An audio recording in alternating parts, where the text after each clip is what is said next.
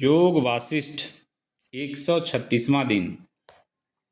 किम करोमि क्व गच्छामि किम गृह्णामि त्यजामि किम आत्मना पूरितं विश्वम महाकल्पाम्बुना यथा। वशिष्ठ ने कहा, हे राम, इस संबंध में मुझे देवताओं के गुरु कच्छ के पुत्र का एक प्रेरक गीत स्मरण हो आया है। कच्छ आत्मज्ञान में स्थित था, मेरु पर्वत की कंदरा में रहता था। उसे उच्च ज्ञान प्राप्त था और पंच तत्वों से बने किसी पदार्थ का आकर्षण उसे विचलित नहीं करता था। निराशा के बहाने से कच्छ ने सार्थक गीत गाया। सुनो।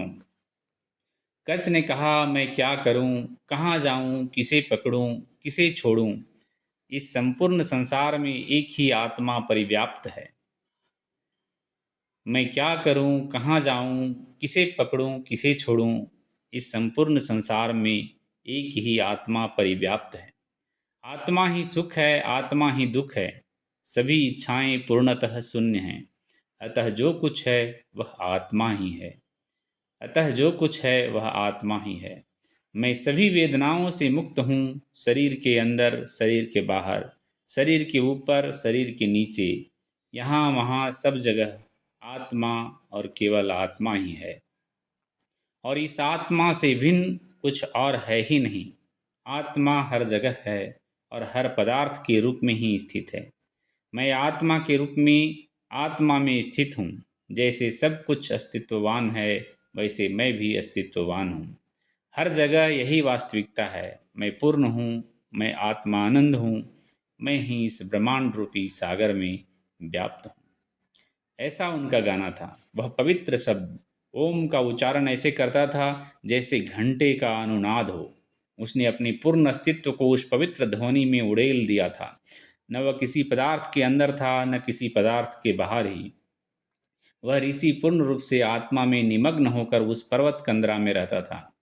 राम ने पूछा, जब सभी धारणाओं को नष्ट करके मन सृष्टिकर्ता की स्थिति प्राप्त कर लेता है, तो फिर उसमें संसार की धारणा उत्पन्न होने का क्या कारण है? वशिष्ठ ने कहा, हे राम, असीम चेतना के गर्भ से उत्पन्न प्रथम सृष्टिकर्ता ने ब्रह्मा शब्द का उच्चारण किया, इसलिए वह सृष्टिकर्ता ब्रह्मा के नाम से जाना गया। इस सृष्टिकर्ता में पहली धारणा प्रकाश की हुई। प्रकाश अस्तित्व में आ गया। उस प्रकाश में उसने अपने ब्रह्मांडीय शरीर को देखा, तो वह भी अस्तित्व में आ गया। ठीक वैसे ही जैसे सूर्य के चमचमाते प्रकाश से नानाविध पदार्थ आकाश में अस्तित्व प्राप्त करते हैं, उसने अनंत स्फुलिंगों के रूप में उस प्रकाश का चिंतन किया और इन सभी स्फुलिंगों ने नानाविध पदार्थों का रूप ले लिया। निश्चय ही यह ब्रह्मांडीय मन ही है जो ब्रह्म बना और ब्रह्मा बना और अन्य सभी पदार्थ बने। जो कुछ भी इस ब्रह्मा ने आरंभ में उत्पन्न किया वह आज भी दिखाई देता है।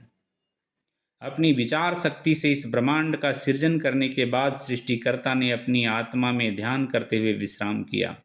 तब से सृष्ट जीवों का जिन जिन पदार्थों से संपर्क हुआ वे उन्हीं की विशेषताएं ग्रहण करते चले गए।